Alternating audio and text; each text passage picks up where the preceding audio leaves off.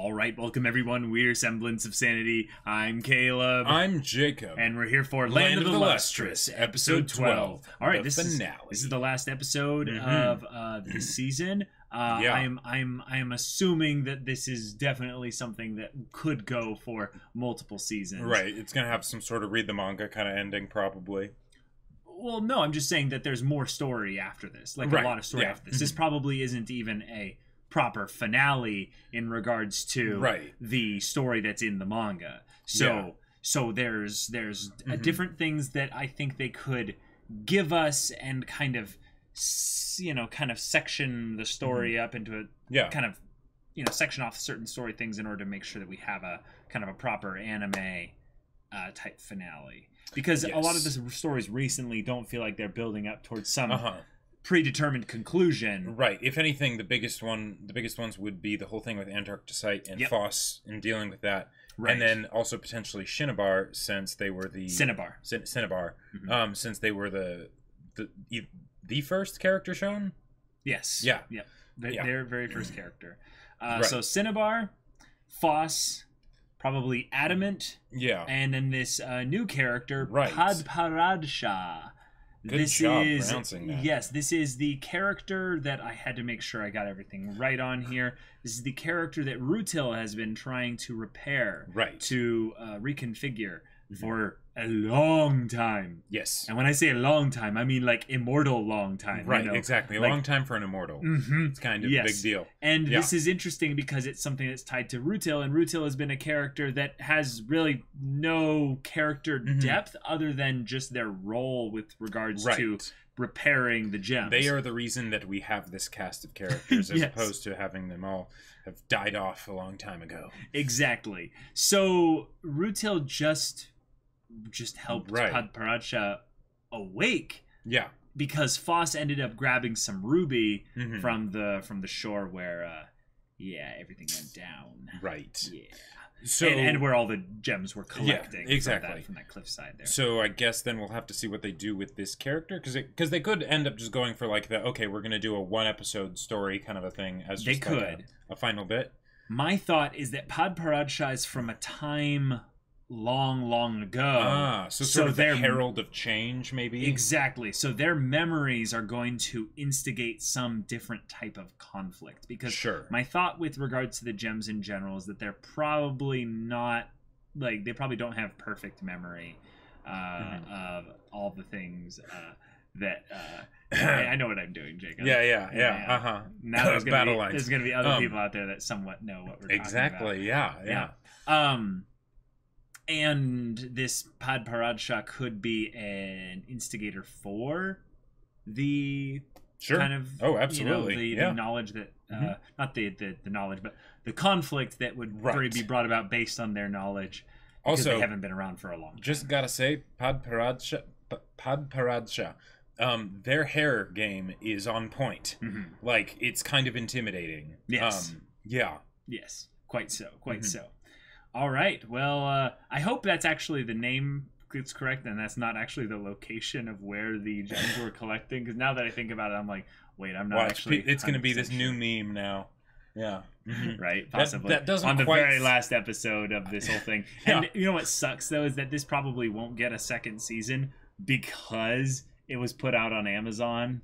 It could. But yeah, Padparadscha doesn't exactly sound like a lot of the other names for like gems and stuff, but it could be. It could be. So we'll have to see. So y'all, this will be good. Final episode. Yes. And then stay tuned to the end of this reaction discussion to hear about what show we're picking after this, or specifically he already picked after this. Yes. If you follow us on Twitch, you probably already know. But if you don't, then this will be new. Yes. So without further ado, y'all, let's get into this. All right, everyone, we're going to be starting the episode in 5, 4, 3, 2, 1, now.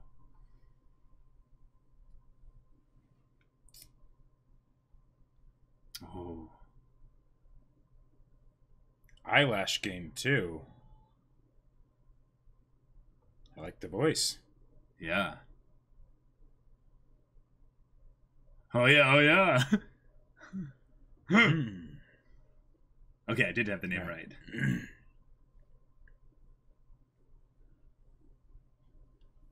231 years.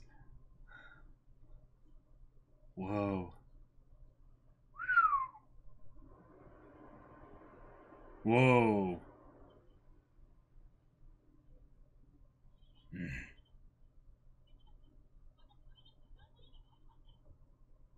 Whoa.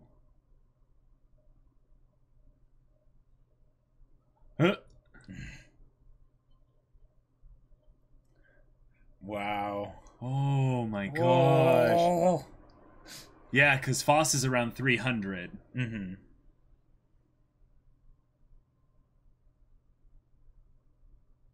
Unlucky. Oh. Repaired with other things. Mm-hmm.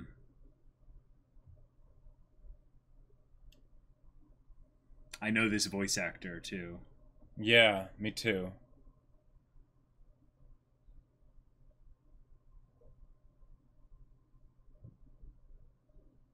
Oh, is it Hanji? Yeah, it's Hanji. It's Hanji from Attack on Titan. You're right. wait. Yeah, what's up with Ruto? Ruto, I missed something in the joke. There was a joke being made, and I missed it.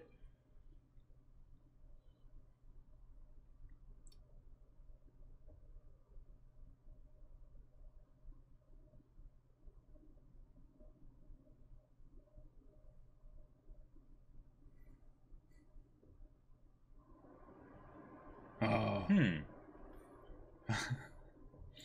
I love this character already. Yeah. Mm-hmm.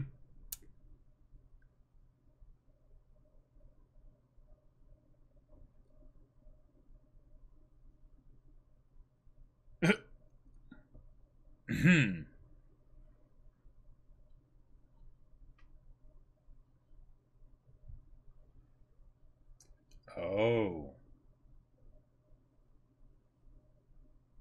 Whoa.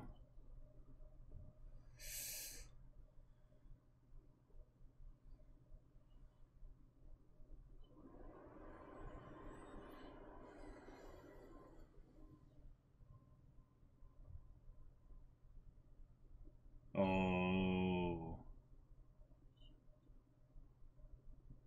Whoa. Okay. I like it. I like it.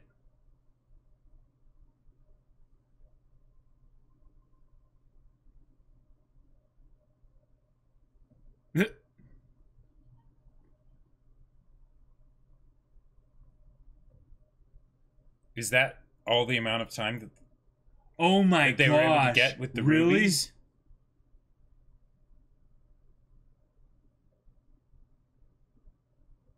You gotta be kidding. Wow. And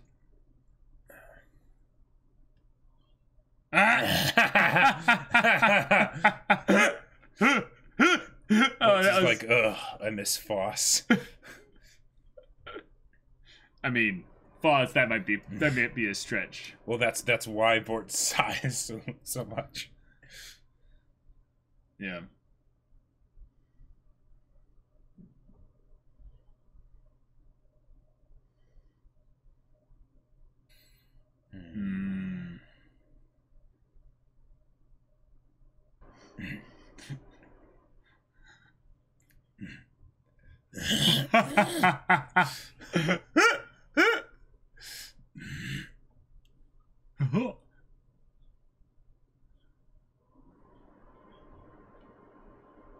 I love how much comedy there is in this series. Like,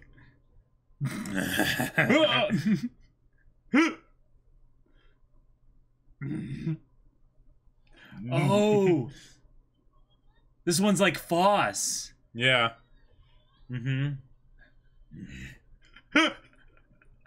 Wow.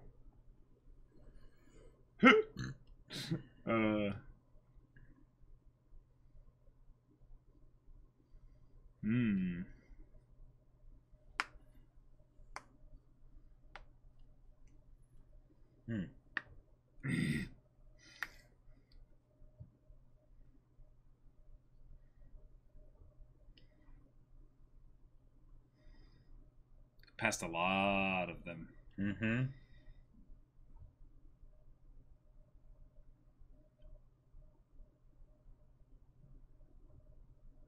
Hey now. Yeah, you've got serious problems.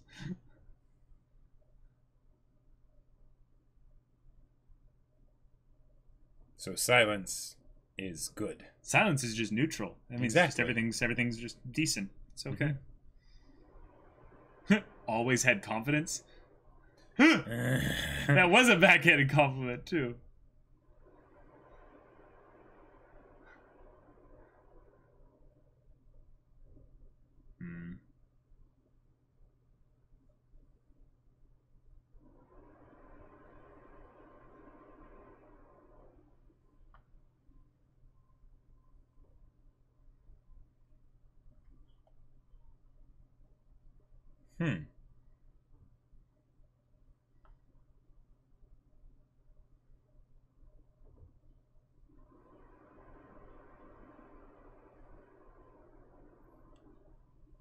Okay.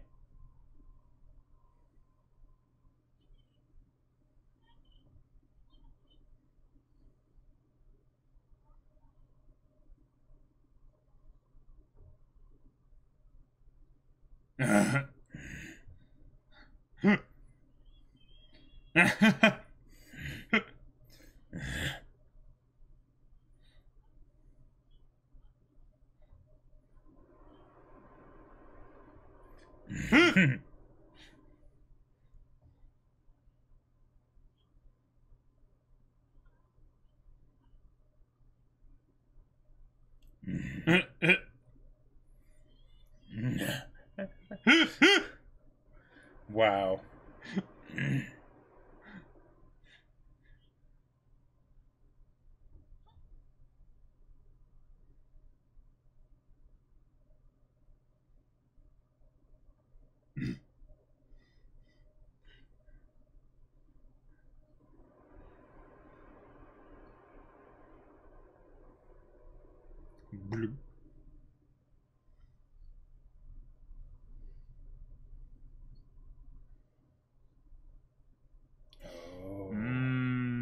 Gotcha. So they were partners. Okay.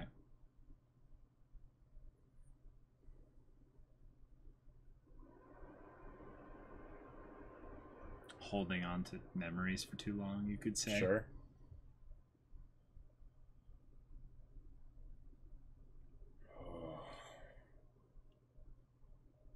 Oh, but that's interesting. Bringing up the whole idea of not wanting immortality after a certain point. Yeah.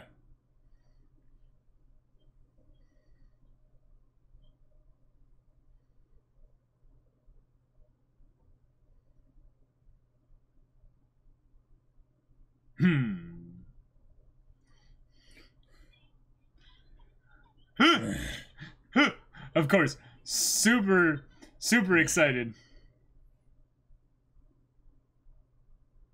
You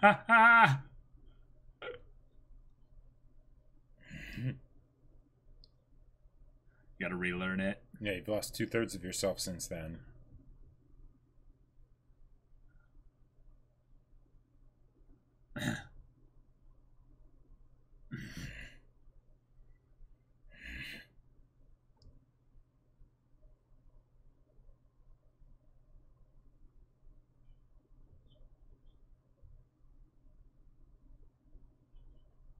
Aww. Little flashbacks.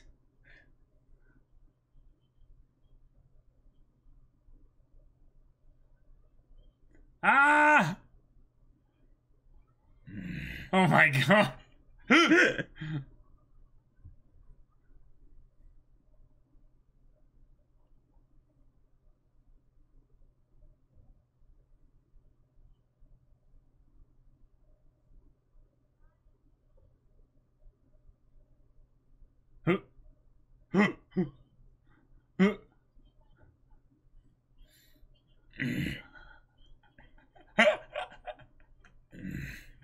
Wearing Adamant's outfit too.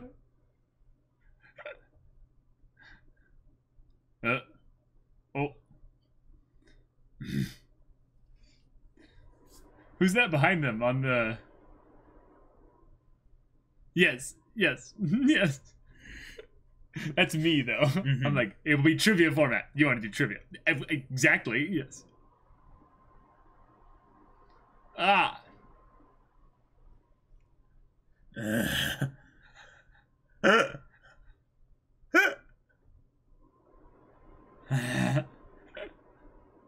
Wow.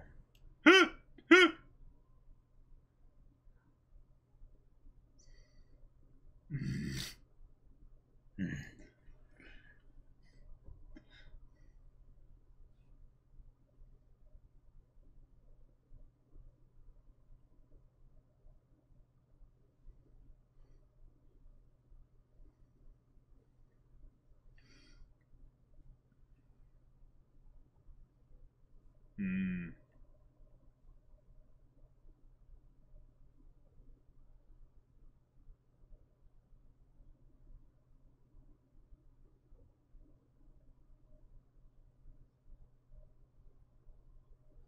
Mm. Mm.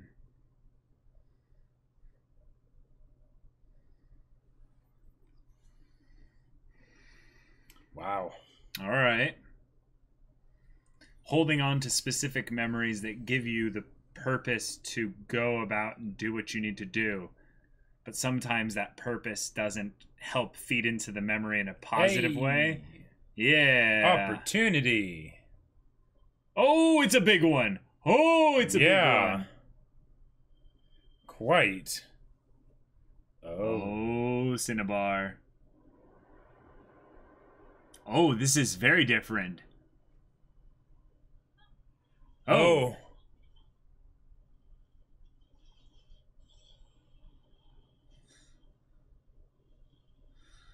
All right, tentacle powers. Let's go. Yep.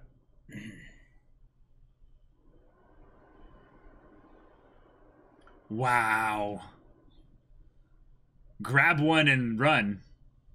Yeah. Nice. All right.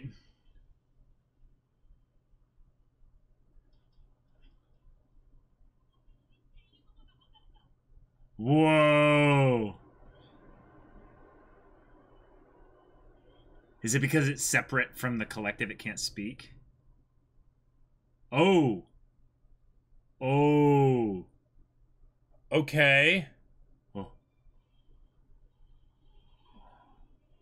Oh, it said something that they could understand. Oh. Hey, Cinnabar! Okay. Oh! And melted. Oh.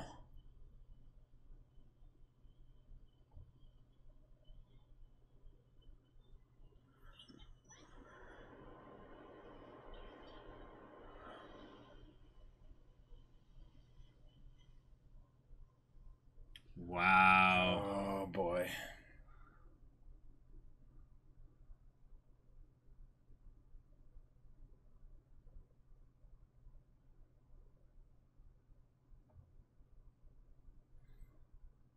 Guess gonna talk.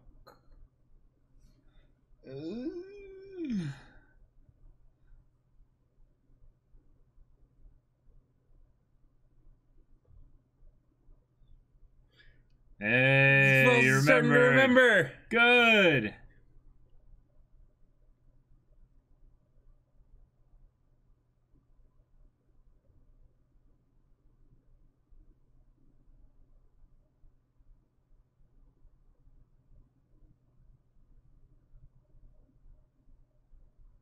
What? What? That's gorgeous. That looks real. That looks real.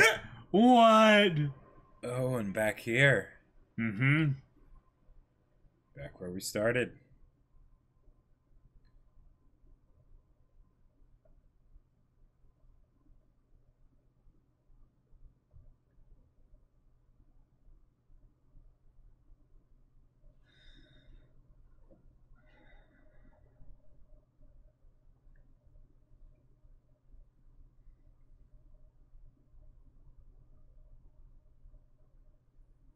Oh, and this track too. Mm-hmm.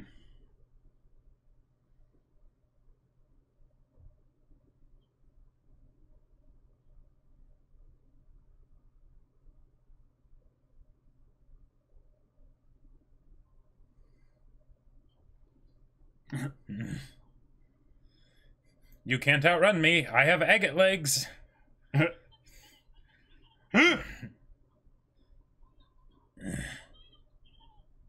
Yep.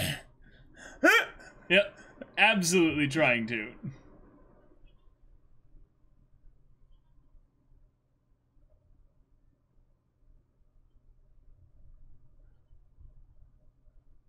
Cool.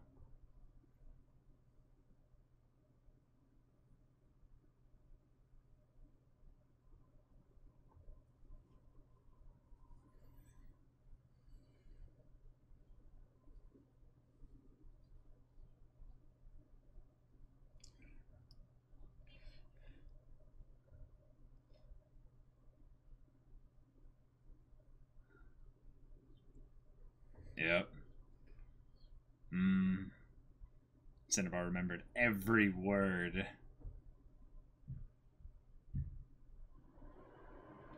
Wow. Okay. Oh.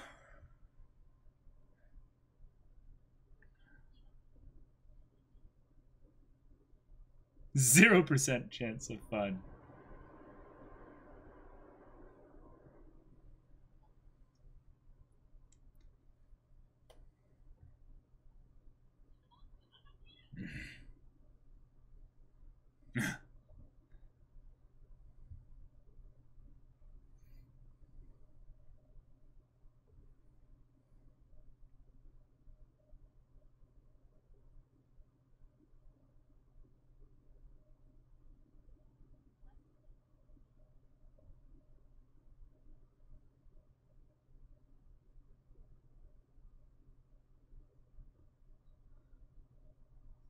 Wow.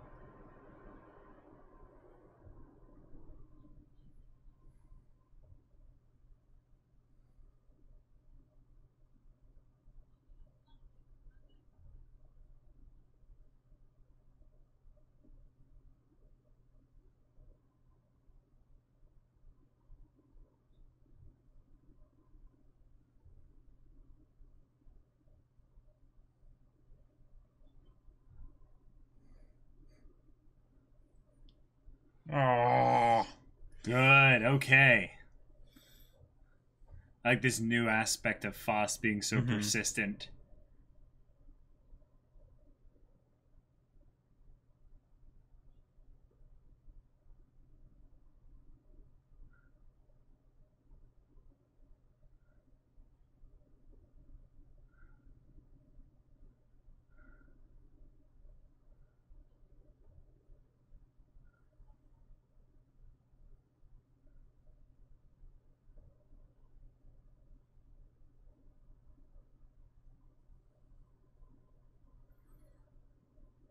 Oh.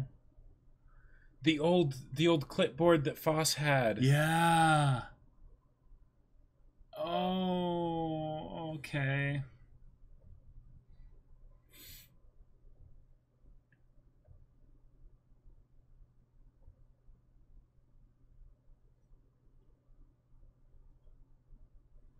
Oh. Sweet.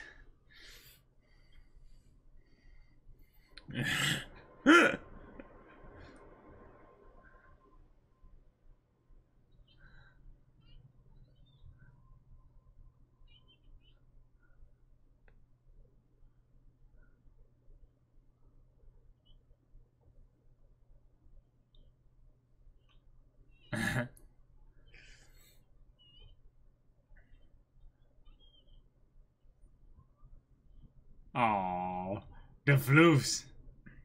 The leftover floofs from Shiro. Shiro the doggo.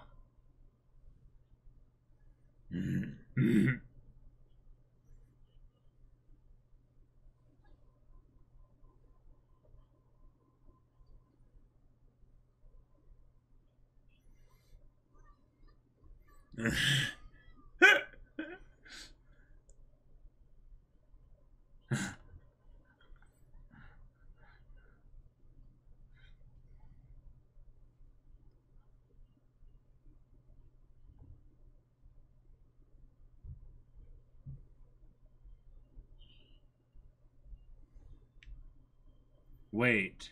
He's not meditating. Wait. So did Foss set something up to where they're going to talk? I don't know.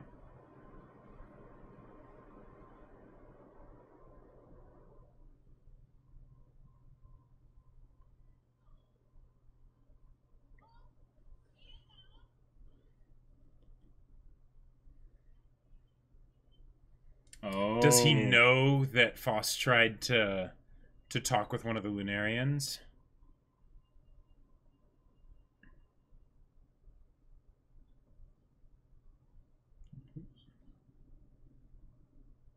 Oh. Oh, wow. Ah.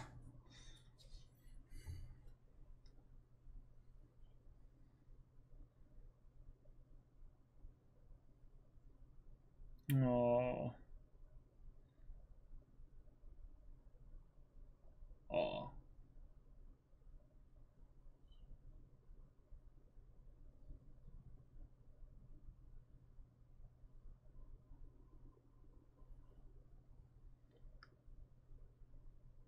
Is that it?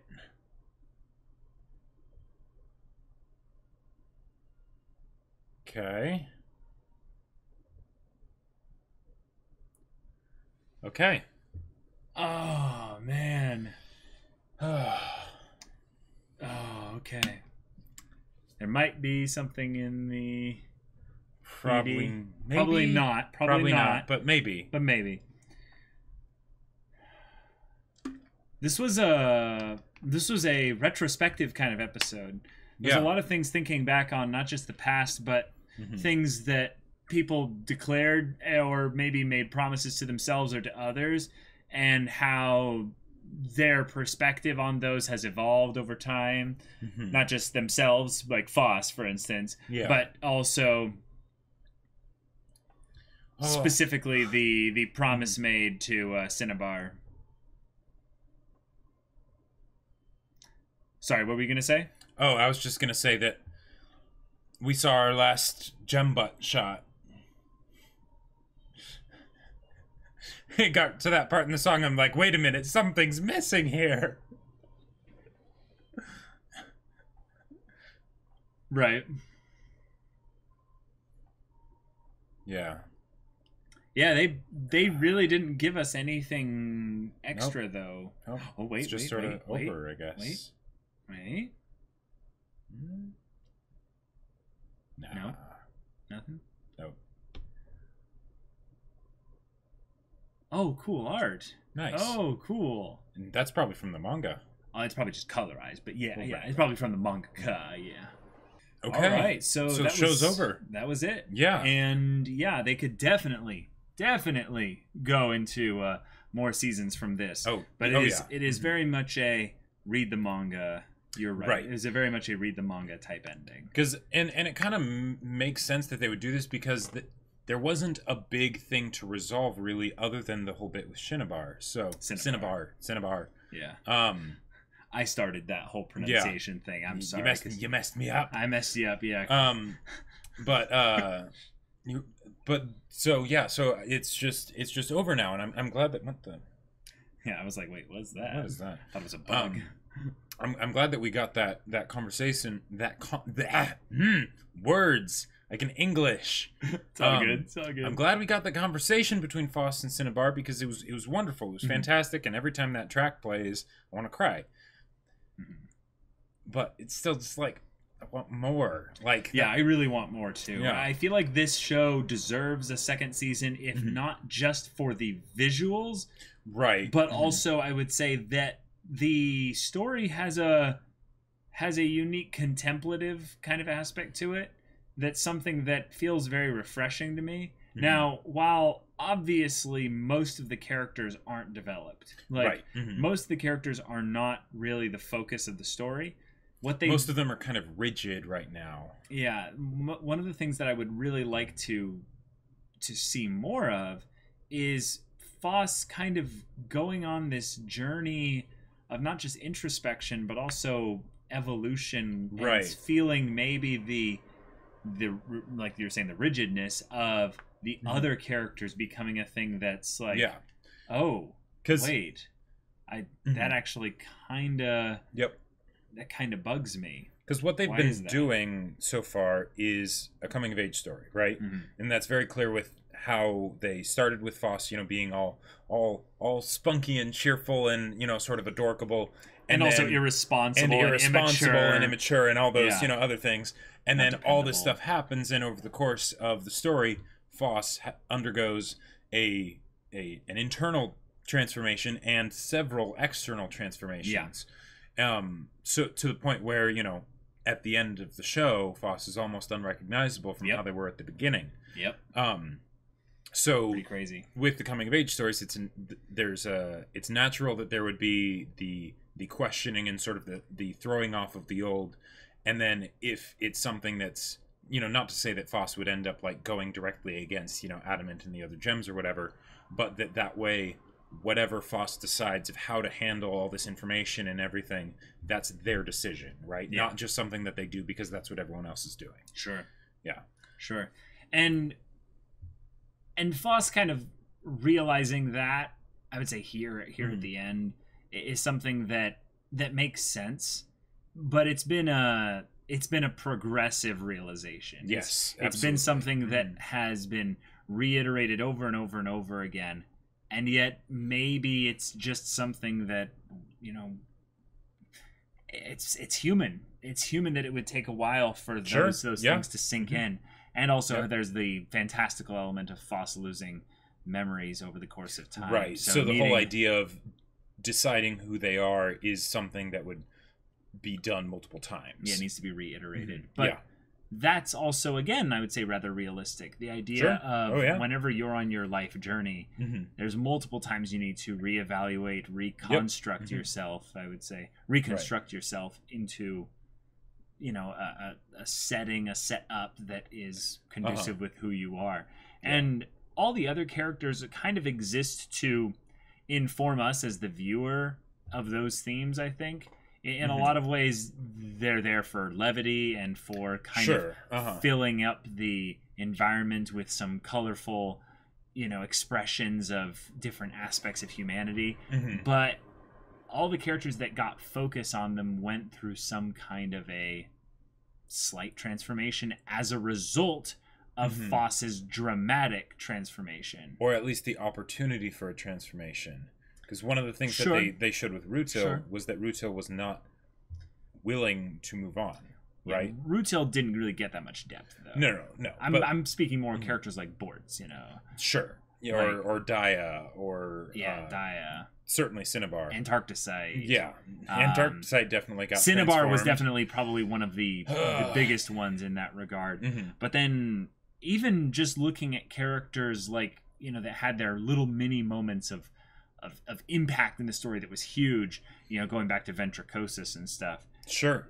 There's a lot of little things that were happening there as a result of Foss being willing or maybe open to change. Yeah. And, you know, Foss starts off in this story, for all intents and purposes for the gems, pretty unlikable. Like there's a lot of things about Foss that were charming for us as the viewer. But they didn't really pull their own weight. Yeah, and then when, you know, these things about these conflicts, these incidents happen with Foss is in some ways forced to change, and it's less about their choice. And then the joy, the charm of the character starts to wane and be lessened. And in some ways we yearn back for that time where Foss was just totally just an innocent dumb child.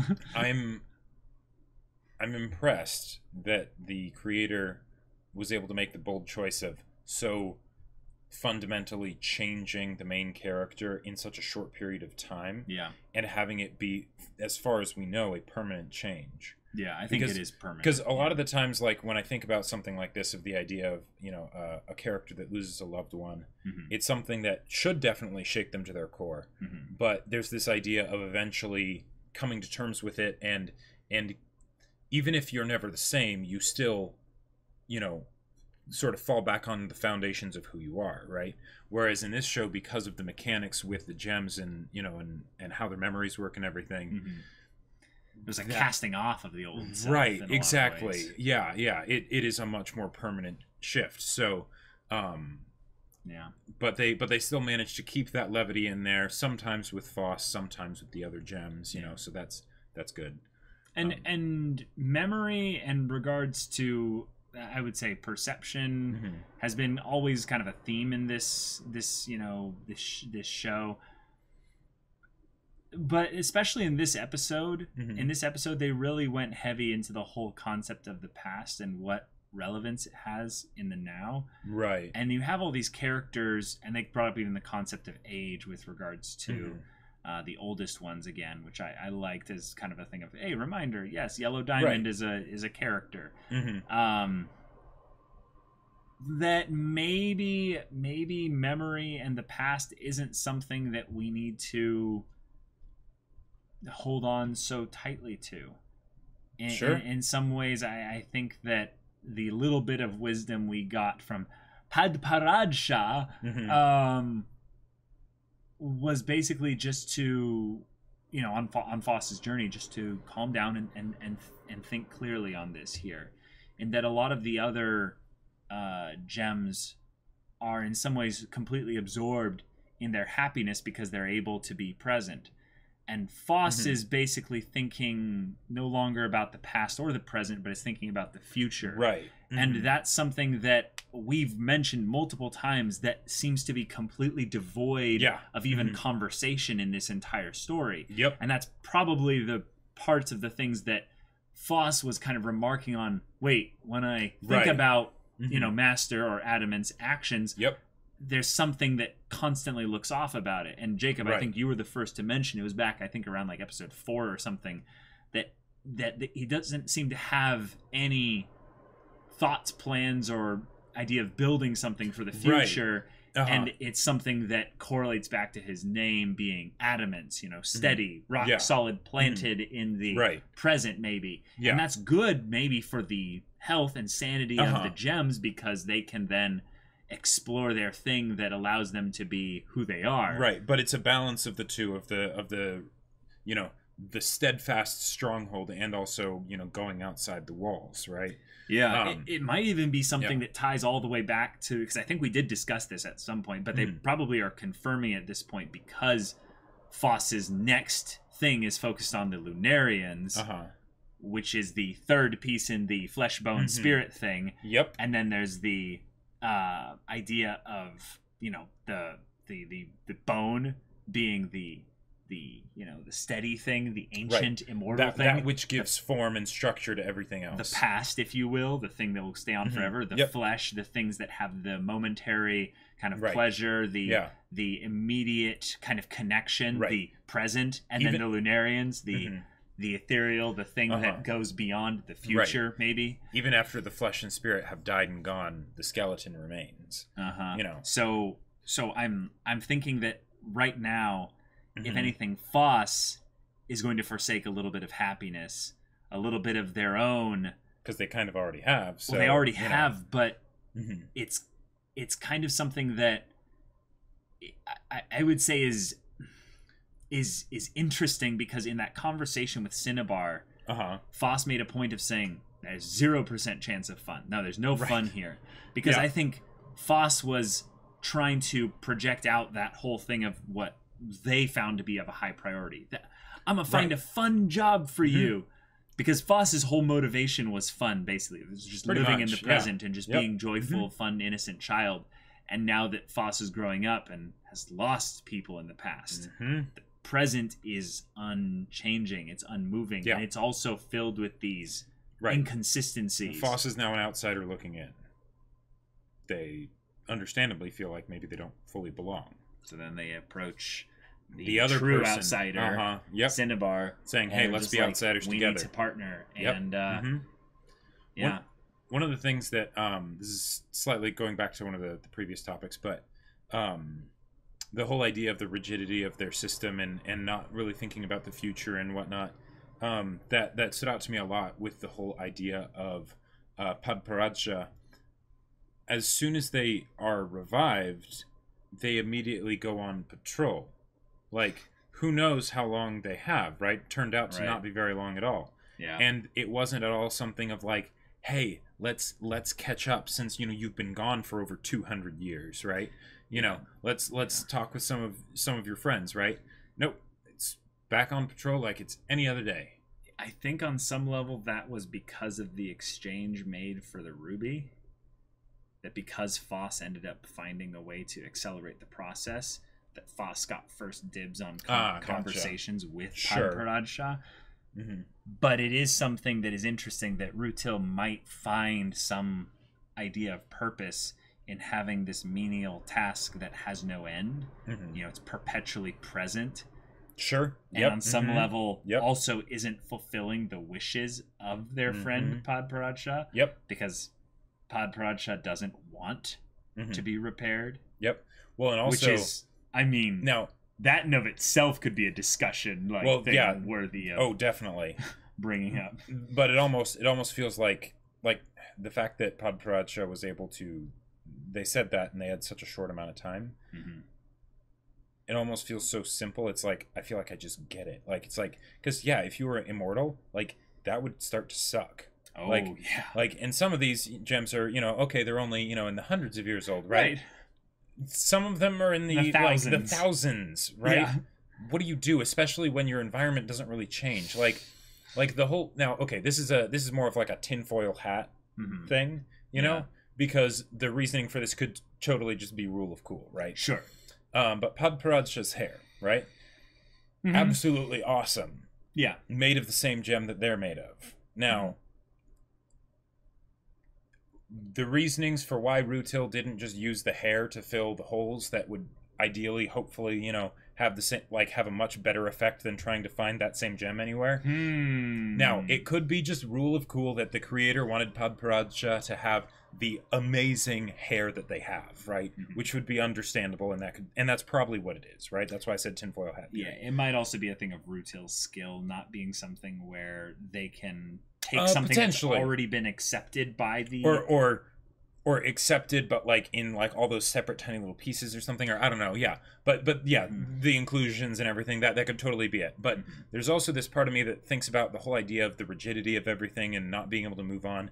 And here Rutil is not sort of recycling and changing the friend that they know, right? Yes, in order to get back the actual person, right? Keeping the image, right, so that they have something that they're focused on and working towards and all that stuff, rather than actually the thing that might be right in front of them that would be a fast, potentially permanent solution. I don't know, you know, but and also in some level, I don't know if Rutil's been. No, that'd be a bit. No. I was basically thinking that if Rutil is aware that, you know, Padparad Shah might want to be, you know, to just sleep, you know, left to sleep. I think it would make sense on some level then to start replacing little bits of Padparad Shah as a mercy, basically. You know, start removing some memories, essentially. Oh.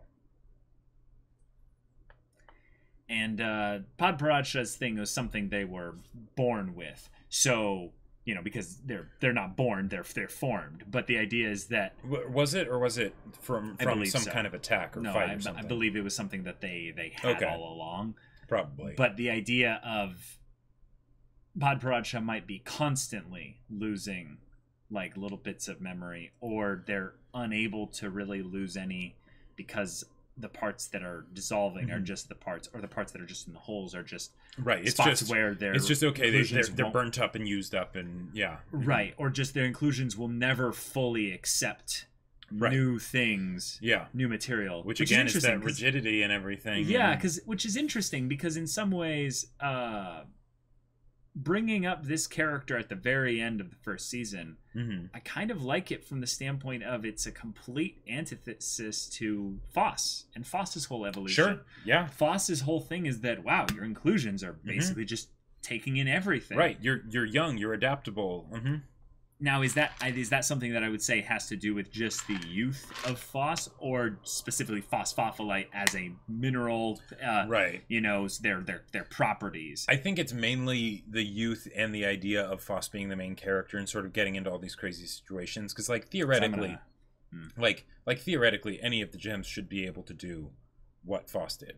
Well, right. Well, I think they're trying to insinuate also on some level that Phos is somewhat special or rare because they're phosphophylite, because there always seems to be this science part of the story where they bring in like certain qualities or properties of the gems themselves, like the actual minerals and what they are, into the story in a way that just kind of blends with the mechanics of the fantastical parts, like the inclusions and stuff. Sure, like the mercury, that's just sort of floating around Cinnabar all the time.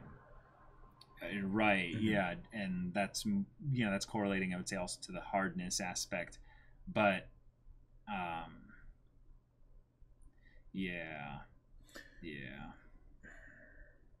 yeah, it might also be just something about the future of how the gems are going to get closer and closer to becoming human. Right. Is them just being more and more willing to adapt and accept new things. Right, and that can be how Phos basically ends up bringing the boon back to the other gems, in that they help the other gems accept the idea that we can change. We can, we don't have to just stay rigidly with how we are right now, right? Oh my gosh. We can grow. Yeah, here's another thing. What? Every time a gem is broken in any way, there's like painstaking effort on Adamant's, orders and stuff to make sure put them back exactly the same way. Yeah, sure. And it might not be a thing of where I suspected in the beginning that there was stuff being removed slightly every time they, broke. Which I do think there still could be that. But sure, just that tiny little like piece of sand pieces that are too small to find. Sure, or whatever. That just might be Rutail's lack of skill because they're a quack. Sure. But also it could be where, no, don't change at all. And that's why, in some level, the ones that are the softest are the ones that are either outcast or the ones that are going to end up changing the world in a very crazy way, because they're able to break more often, so they're able I'm so changeable. It is a weakness of mine, but to be fair to myself, it is my only weakness. Oh my gosh! Wow, what a reference, though. The Bort's kind of little moments this episode, though, showcasing in a lot of ways that we might have just misjudged Bort's or in the beginning, right? Still correlates back to the idea of the rigidity of the certain gems that have been around for a very long time and are of the higher hardness and stuff like that. And I love the idea that in some ways Phos did change Bort's a little bit. Phos did rub off on Bort's just a little bit. Like Bort's is still Bort's, Right. They're super serious. But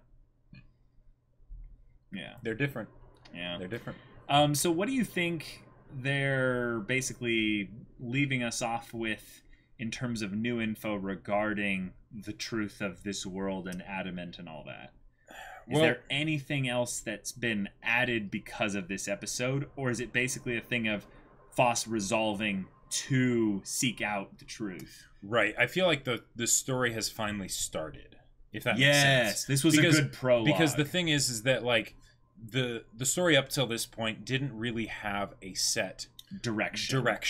What the story was about. The closest thing that we had was Phos sort of coming into their own, and then also the whole thing with Cinnabar, right? And Phos wanting to find a fun job for Cinnabar, which is a great personal grounding, but it's not as much of a direction for the overall story, right? Right. Because it's about more than just Phos and Cinnabar. Right. Ventricosis and that whole bit kind of the kickstarting balance, for catalyst, all that. Yeah. So now I feel like we have that, and we can go for not necessarily more traditional, but it's a lot more straightforward of what's ahead. Probably is okay, Phos and Cinnabar teamed up, gonna find out more stuff about the Lunarians and Adamant and everything, and and there you go, right? That's a whole adventure just waiting to happen. Totally. But yeah, as for what specifically they'll do, I mean, it's all just preference at this point for the creator. Yeah. But okay. I really liked what this story was willing to do. And while I wish they had gone a little bit faster in certain areas, I think that for just the unique aspect of what this show was, which I was thinking that this show was going to be on some level a little bit derivative of other types of stories where you have immortal, beings that just kind of exist and do life and what have you. And while in some ways I actually really liked the way they did the slice of life stuff in this series. The stuff that just tickled my soul and just made me all the world go stuff. get fired up was all the world stuff and the questions that they asked about the nature of living. Basically the nature of not just identity, but the nature of existence. It was very it was not as complex as I would have liked, but it was very thought-provoking. Right, because in some ways the simplicity that they got by breaking down humanity into constituent parts made it so that everything is set up to focus clearly on certain aspects. Right. Yeah, and I love that. I want more of that. Yeah. In some ways I appreciate that simplicity because it stirred up so much actual questions and discussion of okay, you're going into that level of building blocks for just what makes existence and humanity people. or what consciousness or not just bodies but all of it. So if I was to recommend this show to some people, I would just say this is going to be a fun but unique take on the discussion surrounding what life is, life is for a unique set of characters.